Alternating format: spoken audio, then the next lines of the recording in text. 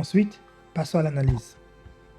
Premièrement, donc on a cette vue en drone qui montre la villa. Là, pour le coup, je n'ai pas encore de remarques à faire. On est premièrement sur une image comme ça, un plan drone, et on va voir la suite. Je pense que c'est encore en travaux parce qu'il y a des échafaudages. Donc là, on est dans la cour. Dans la cour, quand on entre par ce portail, on entre sur ce portail, on est dans la cour. Qu'est-ce que vous remarquez un peu ici? Ici, on va déjà se dire qu'on est dans une villa qui est typiquement à caractère de luxe. Franchement, mais c'est vraiment ce qu'il a visé, hein, c'est vraiment ce qu'ils ont visé, une villa à caractère, une villa de luxe. Mais il y a un problème. Il y a un problème.